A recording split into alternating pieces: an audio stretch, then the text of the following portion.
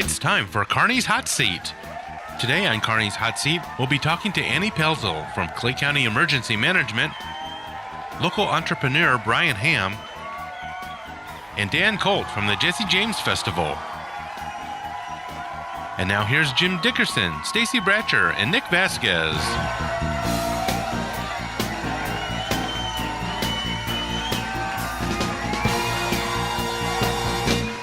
And hello and welcome to the program. I'm Jim Dickerson along with Stacy Bratcher and Nick Vasquez. And you might have noticed right out of the gate that I said welcome to the program, which has now changed its name and a new logo.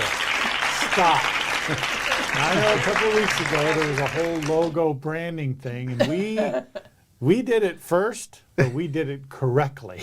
Let me tell you what's going on. We have changed the name of the program. Kearney Live, as you recall, probably started about almost 10 years ago. And it started when Mike Davis met with Mayor Dane all those years ago.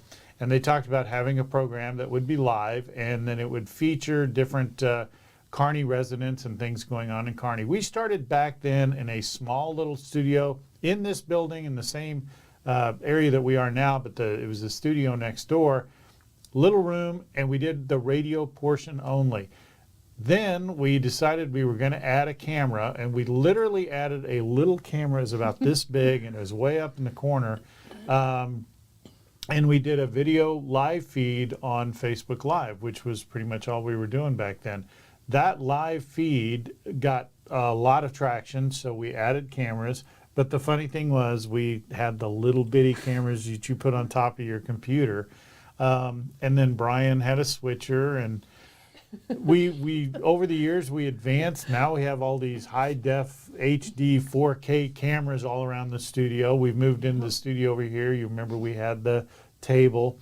Kearney Live used to be on at 11:30, I think it was, on Wednesdays. Something like that. And then a lot of people said, well, I don't get to watch it at work. So Kearney Live moved to the evenings, and we ran for several years. We had Kearney Live was at 6:30 at night, I think, 6:30, somewhere in there.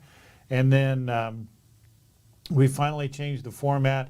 But now with the new format and trying to stay with the times and what's relevant, what we tried to do is get more people onto the program. So instead of having one person per show like we used to do, or discussions, we're trying to bring in a more variety. To do that, we've put in a hot seat, which is right over here in the studio.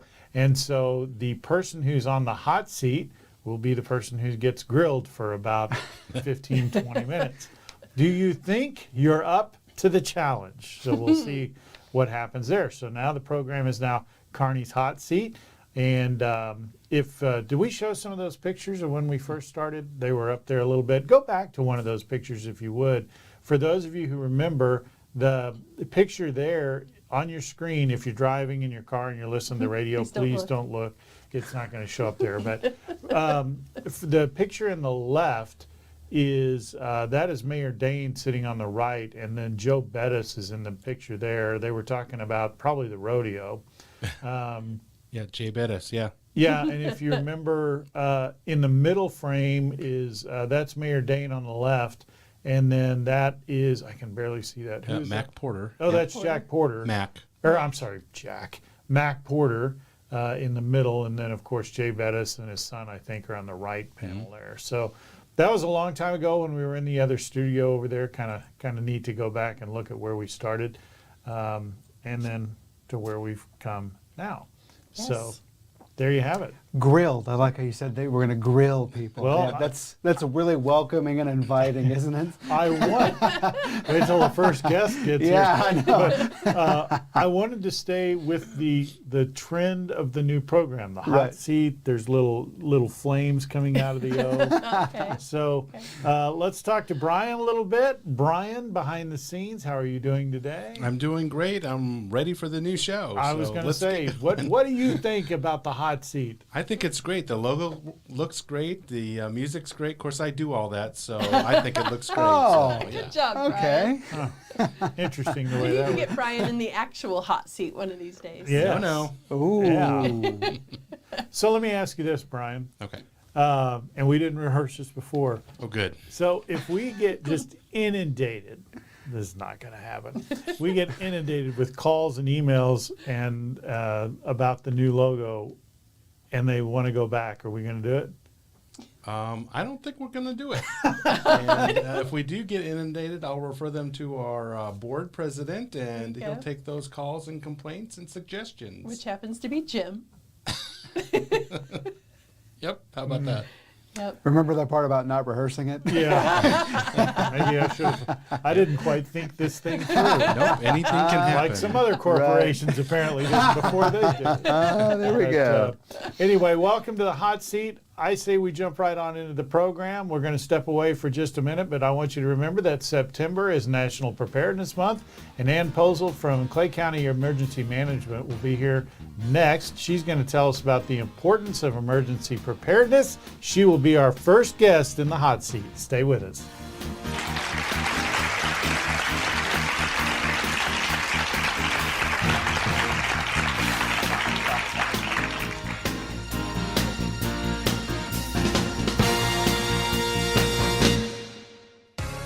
Explore a place to visit.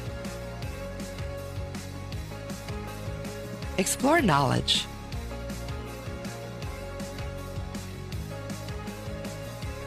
Explore fun. Explore relaxation.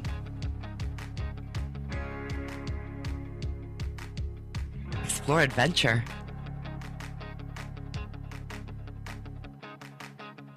Explore a hometown. Explore Kearney, Missouri.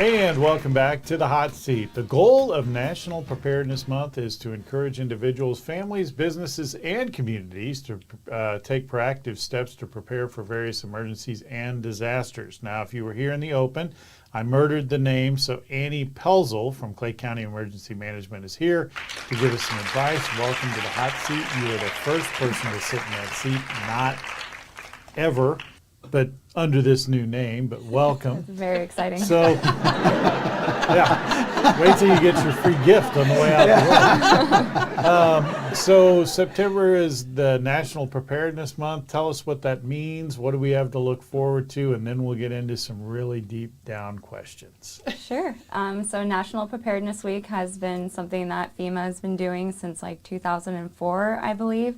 They have a different theme every year. The theme this year is preparedness at home, so really diving into the things at home that you can do to be prepared for your family, to include your pets, so not just the human beings, but also our furry friends as well, because those are really important to everybody. So what are we going to focus on as far as the home? What are we going to prepare for? Prepare for pretty much anything. What we want to do is bring awareness to things that people don't always think about. So not only just fires and situations where you need to evacuate your home, but if there's some kind of chemical spill where you're going to either have to shelter in place or evacuate. Just preparing your family to have a meeting spot outside of the house, a go kit or a kit that if you're going to be stuck in the house for a while, that you have plenty of food, water, and things like that to help you get through that time. All right. So how it started in 2004, and I think one of the things that people tend to do is one of two things is, number one, it'll never happen to me, so I'm not going to worry about it. You We know? call that machoism. Yes, I have a lot of that, but it's not going to happen to me. Or you get so much of it thrown at you, you just start to ignore it. So Kind how of do becomes some noise. Yeah, how do you try to work around that?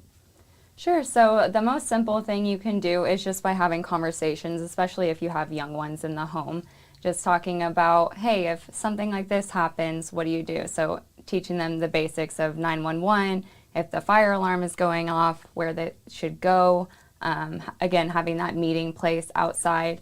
So I think just starting with those really basic things, it doesn't have to be complicated, and definitely there is a lot of different information out there, and like I said, you can prepare for pretty much anything. but knowing the biggest hazards in your area is also a really great place to start. So in Missouri, we have winter storms, thunderstorms, flooding. Tornadoes are our biggest threats. I think flooding is number one for things to be aware of in Clay County. So just talking about those things and focusing on what you might encounter the most often is a great place to start. And then maybe worry about nuclear fallout and everything later on. Well, I was going to say, when I was a kid, as funny as this is, one of the things we practiced or prepared for was a nuclear attack. So I'm still amazed today at the stability of a fifth grade desk. There's a nuclear attack and I'm going to hide under this desk that's made of wood and metal. That's a great idea. I like it. A question I have, in a tornado, being from Missouri, of course, we hear the tornado sirens all the time. What is the best place in your driveway to sit to watch the tornado? Because Pretend like you didn't ask. Isn't that what everybody does? They run outside when Seems they like hear it. the Let's siren. go out and watch it. Yeah, that definitely. Not time to go down yet. Hold on, everybody. We're good. Well, the funny thing is, if you watch YouTube, Instagram, or whatever, Facebook, if there's a tornado, there's 4,300 people who have video of it, and they're all in their driveway. And so I'm like, does anybody go to the basement anymore? I do. Yes. I always do. Yes. But So- yeah, a lot of people do like to go outside, but obviously, for the record, we do not suggest that you do that ever. Always go to an interior room with no windows or a basement if you have it, and resist the urge the best you can to go outside and take a peek. Because if those sirens are going off, that means it's go time. Maybe you can look at the storm when it's just an advisory or a not a warning, but a watch. Can you watch it after it goes by? Yeah, maybe once it's gone. Several years ago, I heard the superintendent of the Jobson schools speak, and he suggested having an actual 3 or 4 day bag of clothes and stuff like you're going on a trip. Oh. If based there's on a his tornado, experience. because he's like, there's nothing to get anywhere, and it's amazing how coveted a clean pair of shoes and clean clothes can be in that situation. So he Oh, did yeah, and suggest creating a bag. Putting closed-toed shoes in your emergency kit or keeping some in the basement is also highly suggested, because people go down there barefoot because you're just in your house, and then if the storm does come through, there's so much debris you're unable to walk around out there. So yeah, Good that's point. a really good thing. Well, I'm going to give an unsolicited marketing shout out to not the local news, but if you watch, there's two of them. There's a guy named Ryan Hall, and then there's another one, Max Velocity, I think is it, and they're on YouTube. If you watch that during storm season, you will know down to the block where any tornado is, and they are phenomenal at pointing. They will get on and say, because they did it here a couple times, there's a tornado, it's going to drop probably around 19th Street. I mean, they'll tell you exactly, and they're 10 minutes ahead. How they do it, I don't know. Really good. They've got a lot of stuff, a little unsolicited thing there. As far as, do you guys do anything as far as preparedness for laptops or cell phone fires? Because they're becoming more common now, and there's a lot of things you're not supposed to do, like throw water on them. It just makes it worse. Or some people try to pour ice on them or whatever, and it makes it worse. I didn't know. from experience. I do, and but it's also because it's there's been a lot more training with it. Fire departments are training more for it, because these things, when they get going, they are really hot, and there's nothing you can do about it. I didn't know if you guys have any programs that say, yep, get that thing out of the house. I actually don't think that we have put any of that information out, but that's a good idea. I will be doing that these coming weeks. I know that we do have a lot of conversations about the electric cars, especially when Same those concept. Yeah, yeah, same when thing. those spontaneously combust and water won't put it out. You have to have, I think, a special foam even that firefighters are having to use now in order to put those out. So yeah, I'll look at our social media. I will be posting some And information you bring on up an that. interesting thing with the cars, because if you have a an electric car and it catches on fire in your house, I don't think you can't get in it. So that's one, and you're never going to get it put out. It's number two. So grab your stuff and vacate at that point, I would think. So where do we get a list? Like if list somebody of- wants a list of all these things that you're talking about, like, hey, I need like somebody who's like, I want to know for each of these things. Does that exist? Yeah, absolutely. We share that kind of information on our social media all of the time. Another great resource is called ready.gov. They share all kinds of preparedness tips, lists that you can just check off. And then they have really fun graphics and things for kids and stuff as well, so that you can get your kids involved. And we've always found that getting kids excited about preparedness is the best way into a home, because they'll take that information home from school or whatever, and they'll force their parents to get involved because they're excited about it. It didn't really dawn on me until now, but I think there's a national ad campaign, television ads about National Preparedness Month. I keep hearing it over and over. I know the whole spiel, but I never connected what they were actually talking about. And I think this is it. And I've actually seen billboards too in the Kansas City area for ready.gov and being prepared. I know one in particular had pets on it, because that's a big thing that we are preaching to people now, which started with Hurricane Katrina. We learned that a lot of people that lost their lives down there didn't evacuate because they didn't have a plan for their pet, couldn't take it with them, or it wasn't allowed in the shelter that they planned to go to. So pet preparedness is huge, and of course that catches your attention on a billboard too, all the cute animals.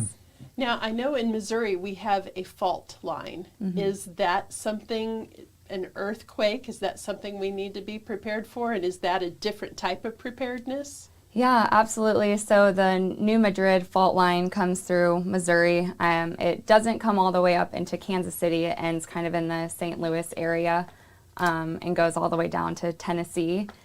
That is the fault line that we are most worried about in this area. Luckily, up in Clay County, there aren't any faults that, to our knowledge, could cause a lot of damage. Platte County had a small earthquake, I think it was just last year, and it was felt in some areas in Clay. But the New Madrid fault line is really something that we're planning for regionally, and working with all the other agencies from St. Louis down to Nashville, Tennessee. Interesting. And really for us, since we might not have the damage there, we're preparing for the influx of people seeking shelter from all of the damage. But that one would be pretty catastrophic. Do you remember when we had the earthquakes here? We had like two, I want to say they were just a couple of months apart. And were you here when that happened? When was it? I can't recall. It was 2013, 2011, 2012, somewhere in there. I don't remember that. There were two of them, and it was weird because you're not you think you're moving, but your brain tells you, why would I be moving? But then you start to look around and you notice plants and your shades and everything's moving. The one time I was in a building in Excelsior, and we were like, what is going on? And then you'd notice the plants and stuff were moving, and you around here you kind of. But the actual earthquake was, I think, way down in like Oklahoma or something. Oh, wow. We were So getting some of the aftershocks. Interesting. we were getting the shock from it. And the other one, I was at home, and all my lamps started moving. I was like, this is it.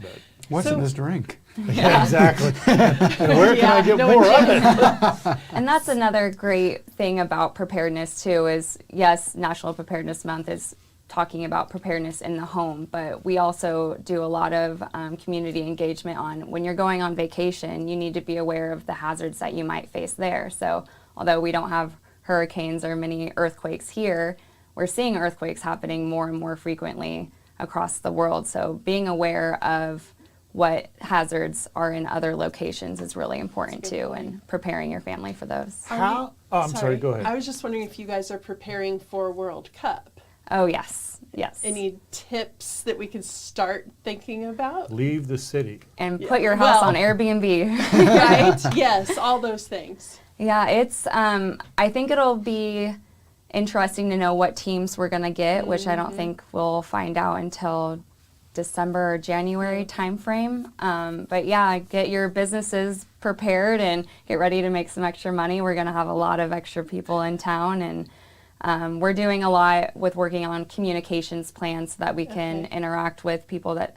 are from different cultures and speak different languages. There is a lot that is going into the planning for this, and it's a regional effort.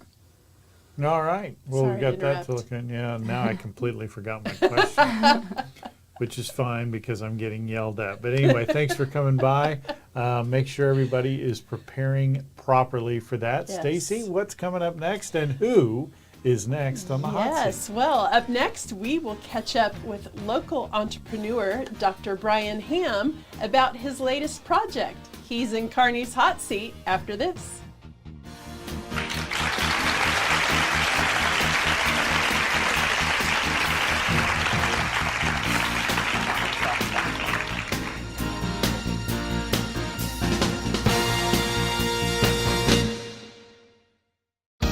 Kearney Trust Company is your local bank offering personalized financial services with a focus on what matters to you. From checking and savings accounts to home loans and retirement planning, they're here to help you achieve your financial goals. Kearney Trust Company is a partner for success with 2 locations in Kearney at 310 West 92 Highway and 701 Watson Drive in Price Chopper. 816-628-6666 or kearneytrust.com. Kearney Trust Company, banking you can trust, member FDIC. At Kearney Family Chiropractic Center, they believe that your health starts with your spine. Using gentle, effective chiropractic care, they focus on restoring balance to your body and improving your overall well-being. Kearney Family Chiropractic Center is taking appointments now at 816-628-6738. The office is located at 301 South Platte Clay Way, Suite B in Kearney, and their website is kearneyfamilychiro.com. Experience the power of wellness at Kearney Family Chiropractic Center.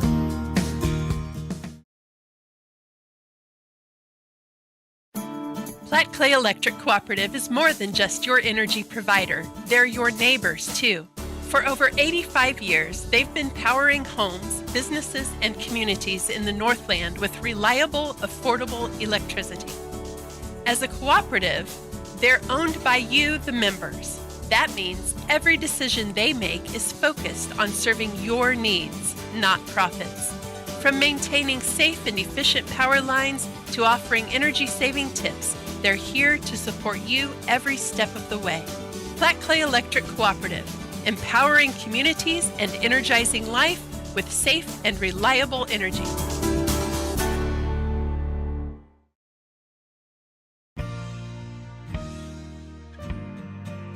The air you breathe inside your home plays a critical role in your overall health and wellness. Harmful contaminants like asbestos, lead, and mold are hidden hazards that can be lurking in your home or office. Since 2013, the indoor air quality experts at EcoSafe Environmental Services have been detecting and eliminating harmful contaminants, improving indoor air quality, and creating safe, healthy living spaces. You can learn more at 816-598-4111 or at ecosafekc.com. You deserve a healthy home. Stay safe with EcoSafe.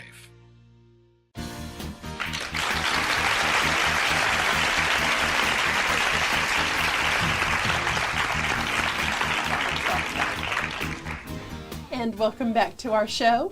Local entrepreneur Dr. Brian Hamm has done a lot of different things around Kearney, including veterinarian, reindeer rancher, candle shop owner, singer, and now he's running a landscaping business. Wow, Brian, that is a lot of projects. Welcome to Kearney's Hot Seat. Thank you.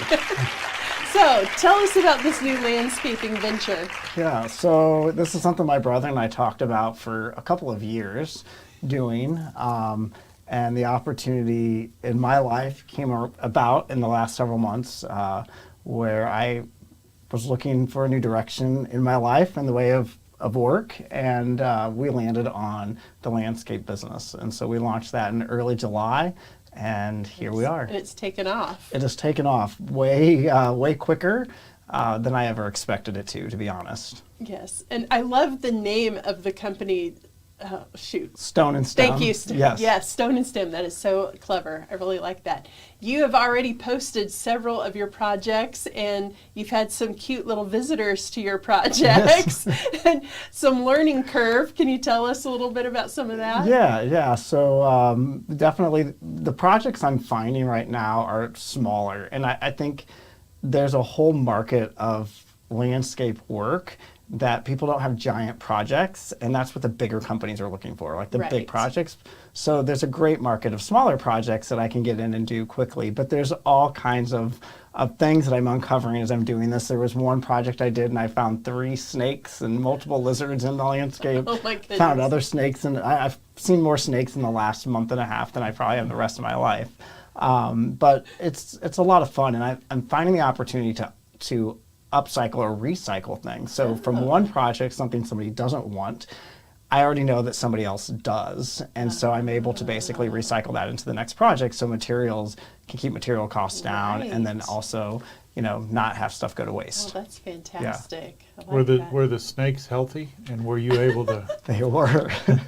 They were healthy. I just moved them on along. Okay. Actually, I brought one home to show my son. It was a little ringneck snake. It was a baby, and my wife was definitely not super thrilled about me bringing that in the house. But so I guess your experience with veterinary medicine is playing well into this new venture. It is, and that's the great thing.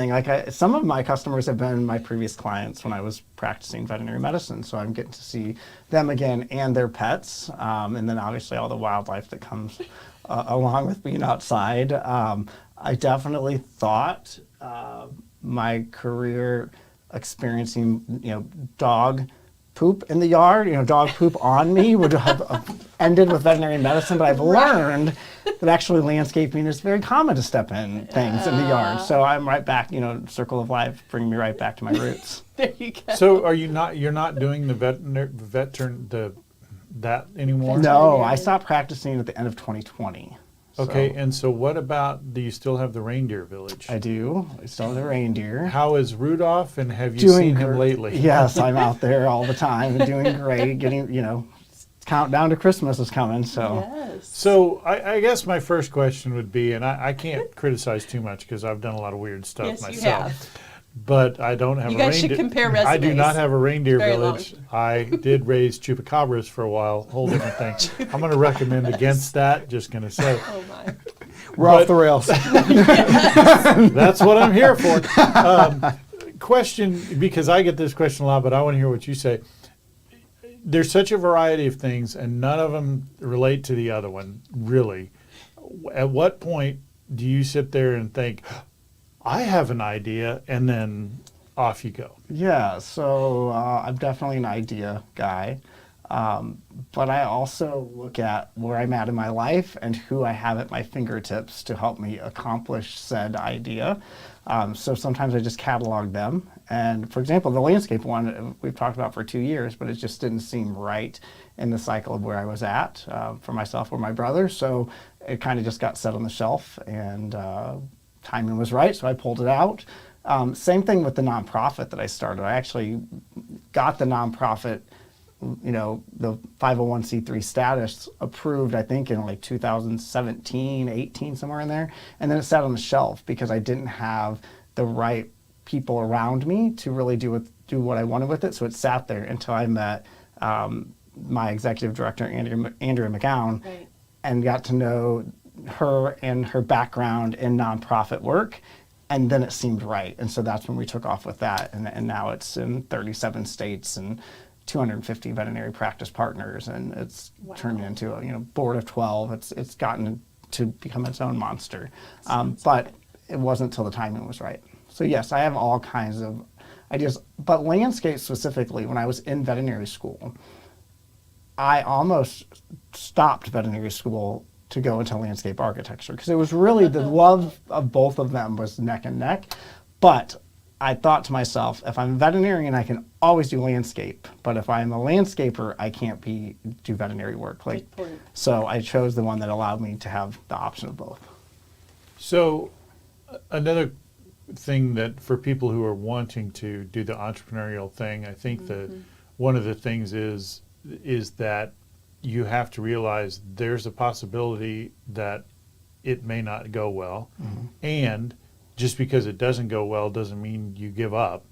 And I would assume that you've had a couple where you're like, well, that didn't work out, because it works well up here, but when it goes to practice. So what's your advice to people if they want to do something new, they want to try something, and I'll let you give your version, your opinion of it, but number one, it's got to be practical. So don't go spend $200,000 on some weird idea that you've never even thought through. But what's your suggestion to people who have an idea and then want to try and build it? Yeah, so I think one is don't let fear hold you back. That's something I've learned. There's been times I've been worried about doing something, or what people around me, they think I'm a fool, whatever. Like, don't let other perceptions and don't let your own fear hold you back. Go for it, but you got to be all in on whatever you're going to do. I mean, like the landscape thing, I'm working 6-7 days a week right now to get it up and going. It takes a lot of input. So you've got to be dedicated and committed. But you're right. You also have to evaluate whatever it is you're looking at doing and saying, is there a market for this? Is this what the consumer is looking for? Is there a void in that I can help fill that niche or that opportunity with whatever it is I want to do? And I think that's where a lot of people fail, is they have their idea isn't bad, but there isn't necessarily a consumer looking for that. There isn't a problem that they can solve with that's big enough to create an entire business concept around. And you're right, like I've had things that I've done that I have, I'm not going to call them failures, because I don't think any of these things they're successes. In my opinion, they just aren't long-term successes. So one of those was when we opened the coffee shop, we had a coffee truck. Right. And it did fine, but there were a lot of managerial things that I didn't anticipate with it. Staffing, wintertime issues, things like that. And we ultimately sold it and eliminated that from the concept, because it seemed like it was going to be a great way to grow the coffee shop, but ultimately became more of a headache. And unless I wanted to be driving the coffee truck around myself, it seemed like it was not a great use of my time and my energy. So we eliminated that again from the coffee shop concept. But there are lots of opportunities out there, and it's identifying them, and then also looking for the resources you have to learn and grow yourself as an entrepreneur. I mean, I don't know everything landscaping by any means. I did grow up in a family that did landscaping back in Illinois, but there are lots of resources out there, mentors, things like that you can tap into, and I definitely do, to teach myself how to do the things I don't know how to do. And YouTube. So you've had a lot of seasons in life. You've talked about being opportunistic and timing and all that, and you talked about like if it doesn't go well, that's okay. Let's talk about the other side of that. So you land something, maybe it doesn't go exactly like you thought, but things are going really well. Is there a chance that fear would have you go too long because it's going well, if that makes sense? Can you outlive that?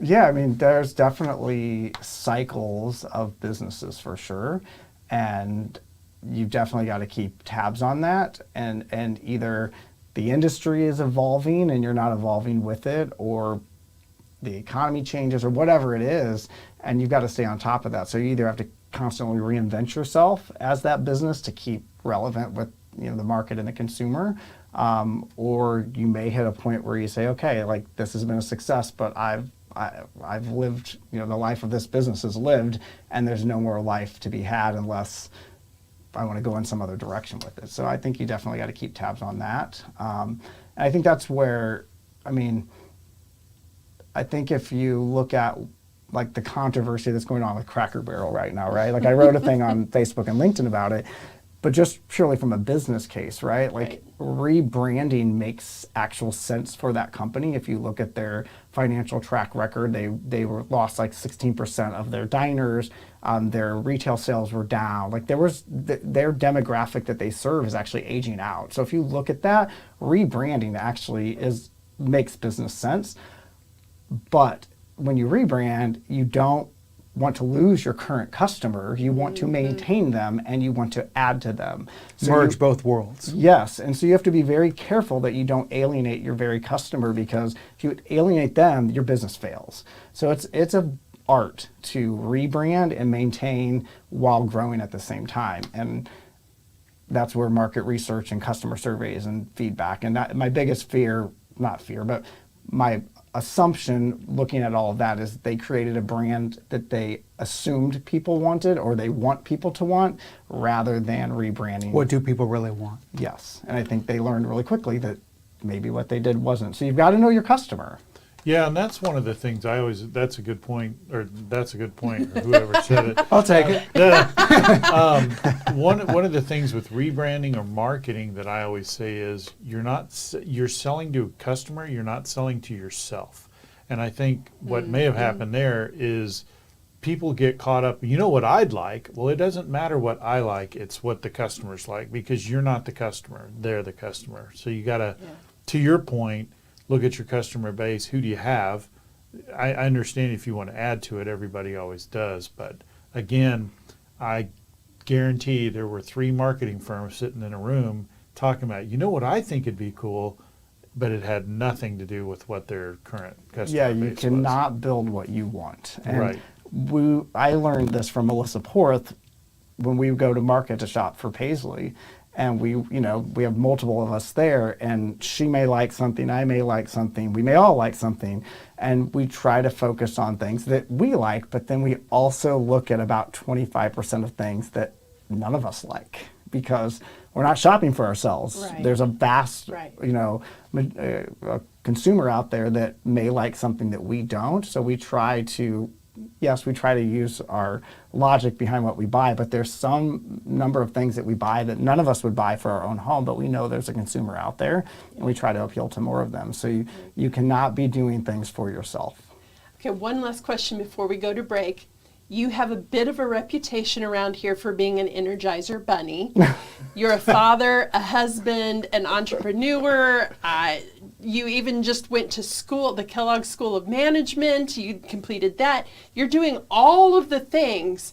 What is your secret? My secret is I go to bed by 10 o'clock every night.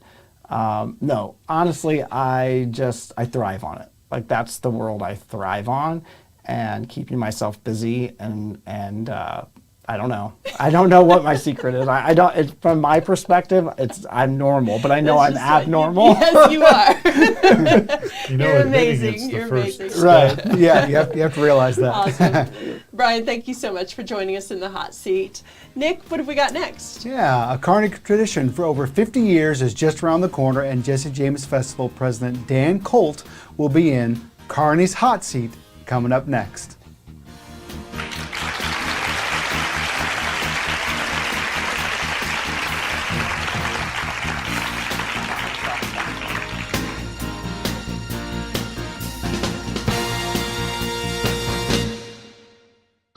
Kearney Trust Company is your local bank offering personalized financial services with a focus on what matters to you.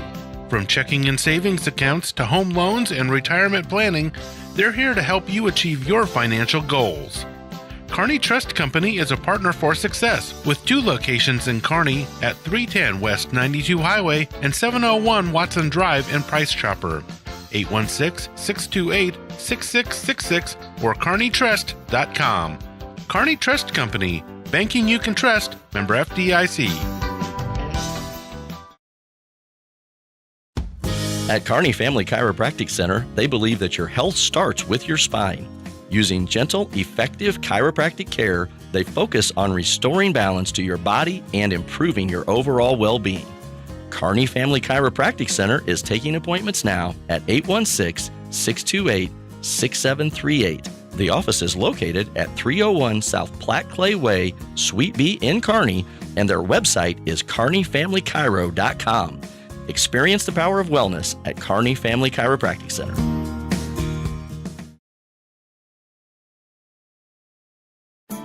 Platte Clay Electric Cooperative is more than just your energy provider. They're your neighbors, too. For over 85 years, they've been powering homes, businesses, and communities in the Northland with reliable, affordable electricity. As a cooperative, they're owned by you, the members. That means every decision they make is focused on serving your needs, not profits. From maintaining safe and efficient power lines to offering energy-saving tips, they're here to support you every step of the way. Platte Clay Electric Cooperative, empowering communities and energizing life with safe and reliable energy.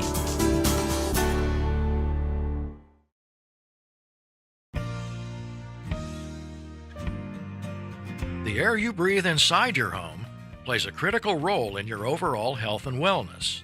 Harmful contaminants like asbestos, lead, and mold are hidden hazards that can be lurking in your home or office. Since 2013, the indoor air quality experts at EcoSafe Environmental Services have been detecting and eliminating harmful contaminants, improving indoor air quality, and creating safe, healthy living spaces. You can learn more at 816-598-4111 or at ecosafekc.com. You deserve a healthy home. Stay safe with EcoSafe.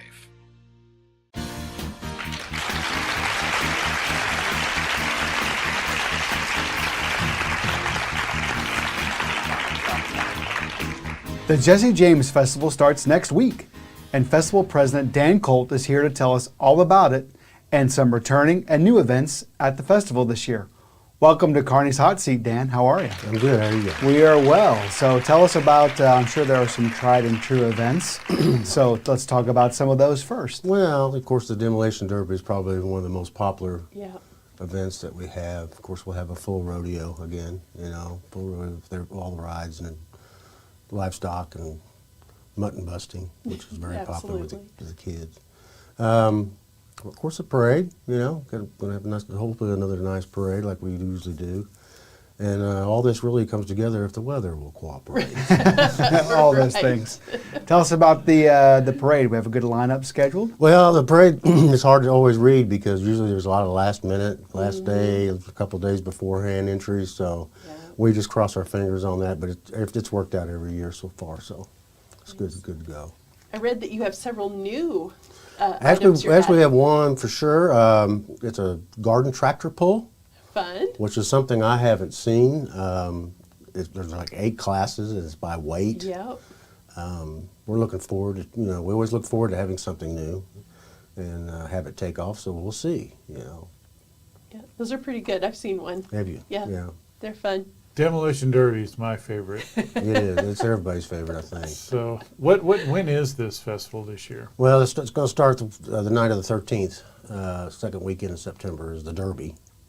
And then the next weekend is the big weekend where we have the parade, the rodeo, the Knights of Columbus all have a dance up on the hill, barbecue contest. Yep.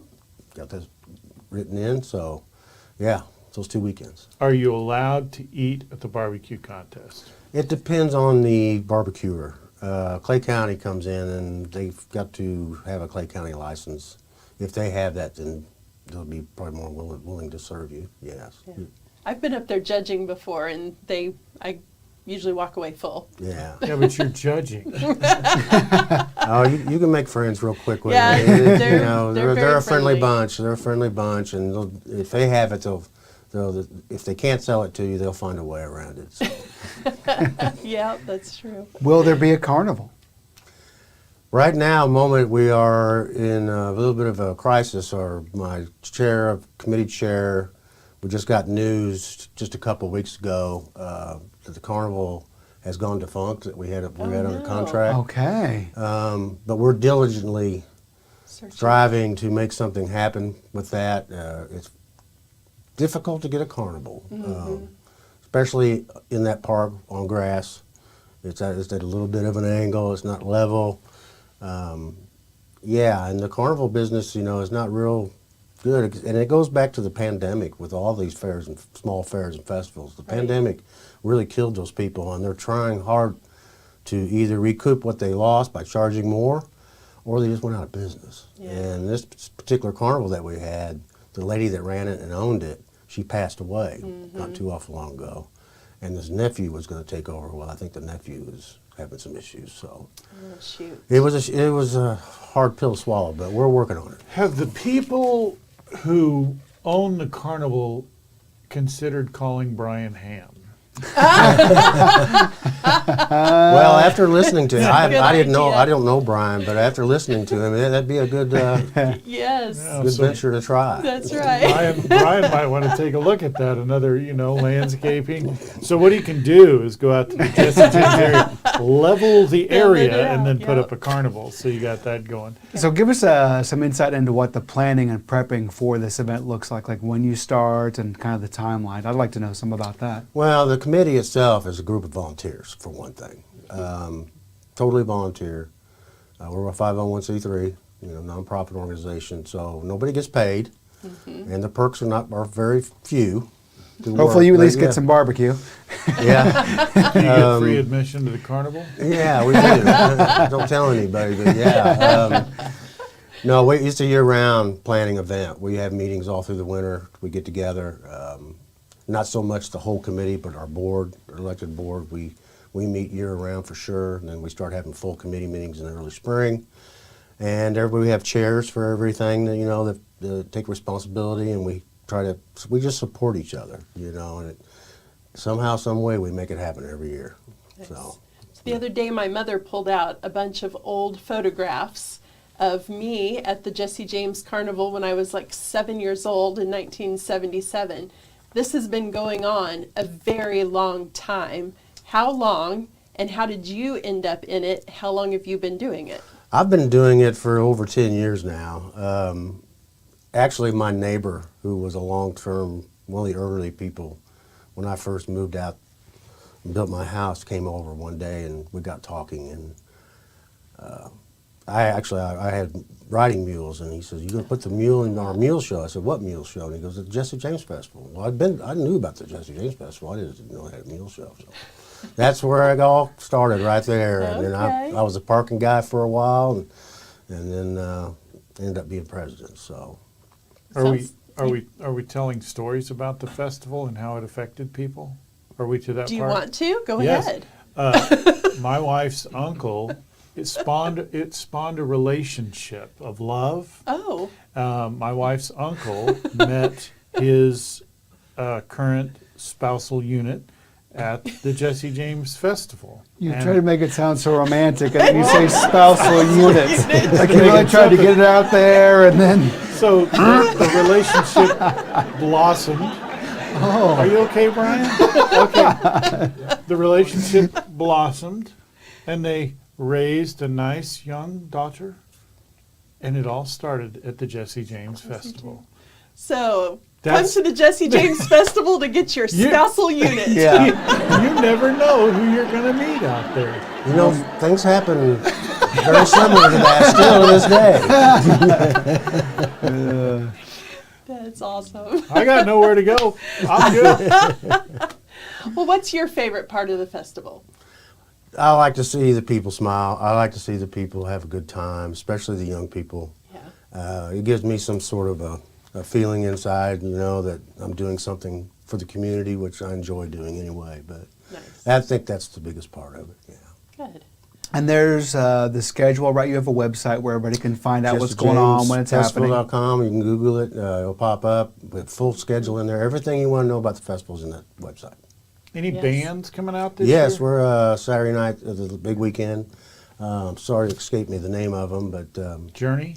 No, not Journey. not this year. But yeah, we'll have a band the Friday night before. We're going to have a line dance DJ Friday night. Oh, fun. Stacy line dances. And it's free of charge, both dances. So. Awesome. Are you going to do the line dancing again this year? I have 2 left feet, so no. They'll have someone there to show you. So. There you go. And you have a fun Western theme this year? Yes. I haven't been involved too much in that. I got people working on that for me, so they haven't put me in the loop, but yes. Okay. So what is the Western? Are you supposed to wear a hat? What do you do? Well, you do that anyway. Well, it's Jesse James Festival. So you'll fit right in. Hat, boots, bandana. So we'll break it down. So it's the theme is Western So what are we supposed to do? What does that mean? Do we come in covered wagons? What do we? Do you have a covered wagon that you could come in? I'm thinking about. I'm going to go over to Brian Hamm's place. And pick one up. We'll see if he has a pair of chaps. Make sure you wear pants underneath them. I have chaps. Please wear pants underneath them. Please. Why? Do us all a favor. So, I mean, how do they come up with the theme? That's something that the ladies on my board came up with. They come up with something different every year. I just let them roll with it. Well, every parade has to have a theme so that the floats and stuff know what to build for their How to build float. it, what it needs to look like. So, Brian, does the station have a float in the parade? Off guard there. Nope, not this year. I'm sorry. Oh, Sorry I bummer. brought it up. Yeah. It's conclusion. Apparently, we don't have a parade or a float in the parade. You don't have a parade in the float?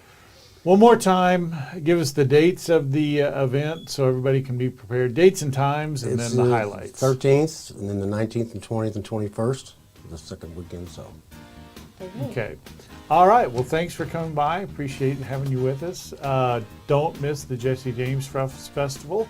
Stay with us. Our final thoughts are coming up next.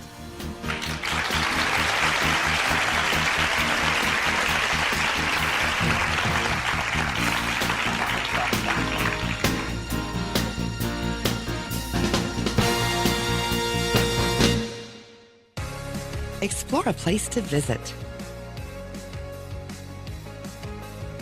Explore knowledge.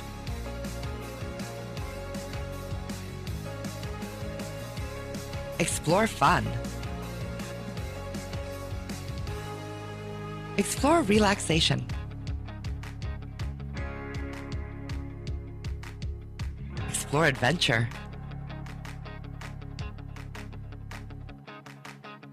Explore a hometown. Explore Kearney, Missouri.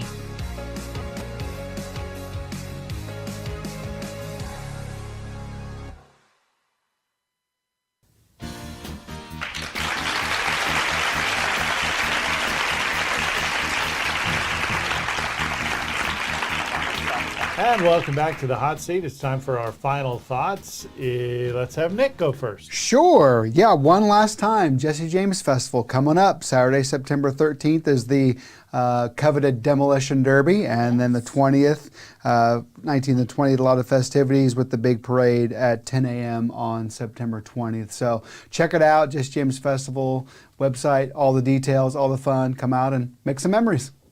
All right. Sounds good. Stacy. Well, after the Jesse James Festival is over, following on its heels is Oktoberfest on October 4th. It will be from noon to 6 p.m. this year. It will be in both Lions Park and on West Washington Street. So there'll be lots of vendors, lots of entertainment, lots of fun, and it's all free this year thanks to the city of Kearney. So come on out, enjoy it, and maybe you'll meet a spousal unit there too. You can only hope. All right, we're gonna finish off with a little bit of a safety tip for you because this keeps happening, and it happened to me again. So I thought, I want to prevent this from happening for someone else. So these calls are going out again. We had a prosecutor's office on a couple shows ago talking about how to prevent yourself from being a victim of fraud. This is probably the best one I've heard of lately. It'll come across on your cell phone. It will actually say Bank of America. And if you're a Bank of America customer, that number that comes across in your phone has been spoofed, but it is the Bank of America number. When you answer, what they'll ask is, did you just make an overseas transaction for $1,403 or something like that? And then obviously your answer would be no. And then they will go through, we've got your address. They have everything. What they need is your 3-digit credit card number.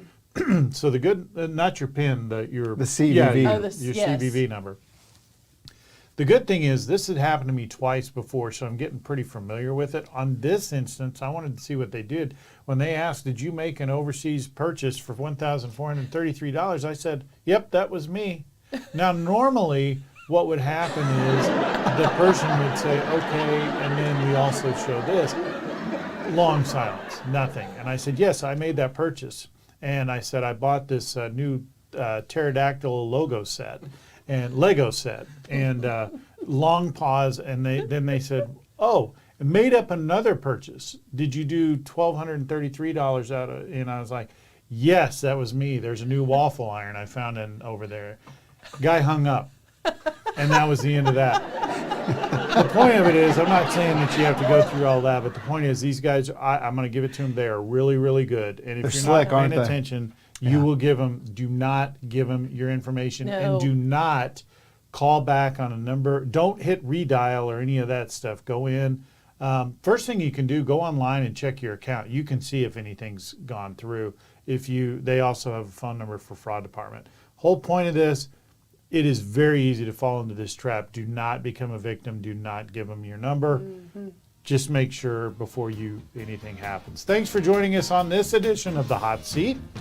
Hope to see you again real soon. Thanks for dropping by. And good luck in your search for a spousal union.